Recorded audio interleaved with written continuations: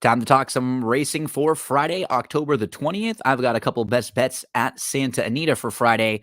Remember, DRF has you covered all throughout the Santa Anita Classic meet. PPs, clocker reports, DRF picks, all of the help you need, everything you need to succeed in your wagering at drf.com. So just a couple best bets for me on Friday. I found a few horses that were big prices that I wanted to share with you. Let's talk about the 5th race and the 9th race, two horses that were on my radar. So 5th race, mile on the turf. It's a high-level maiden claimer, maiden 62.5 claimer. I'm going to look at the number 5 in here. Happy as a Clam. So this filly debuts at Golden Gate back in May and sort of ran around the track. I think you can put a line through it because following her debut, she's off for a few months. So let's not even really focus a whole lot on that debut race. It's a synthetic sprint against a little bit better. The race that I'm focusing in on is the turf race, August 27th, her most recent race. When she finished 6th, she was beaten 3 lengths that day. What's nice about this filly, she improved in that start on the grass, and we could understand why. Her dam wasn't a winner on the turf, but she hit the board on the grass. She's actually a half sibling to a horse named Caraba, who was a grade 3 winner and won the Bobby Frankel here back in 2012.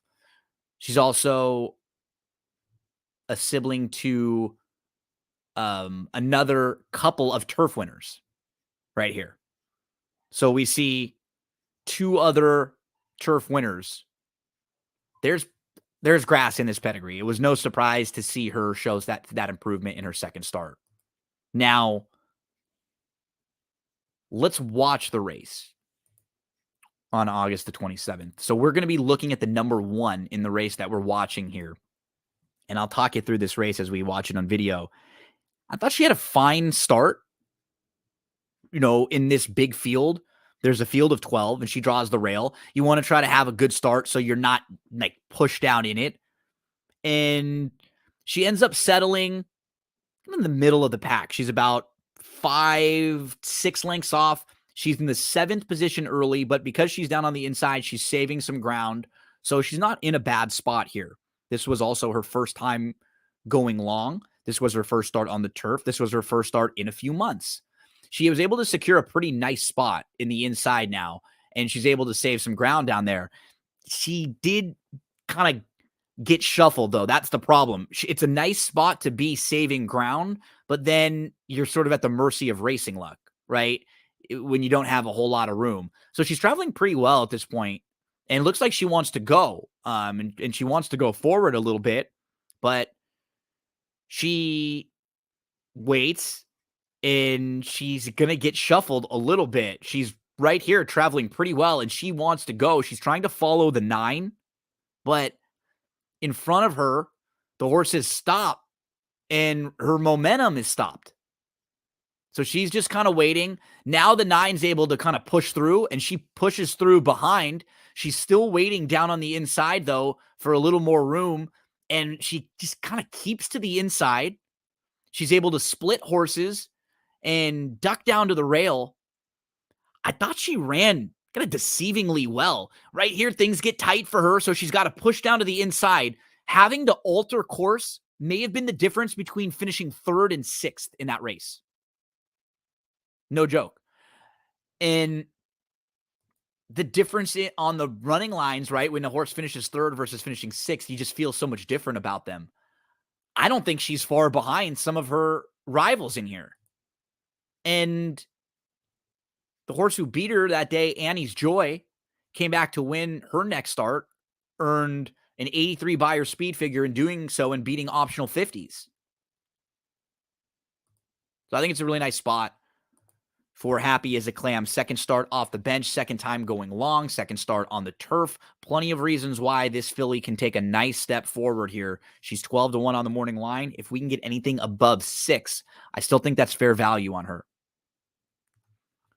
Let's flip to the 9th race on Friday at Santa Anita for my other play. We only have 2 of them, but they're both big prices. So if even one of them gets the job done, we'll be in nice shape here. I'm going to talk about Kit's Katie, the 3. I actually gave this filly out last time, but the race was supposed to be on the turf and it was taken off the grass. So a lot of my relevant angles we never really got to see play out.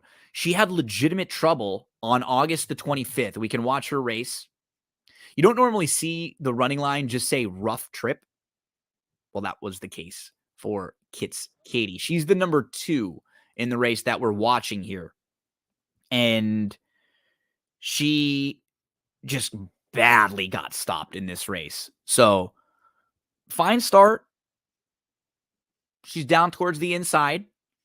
And so, again, we're watching the number 2, Kits Katie, in this race.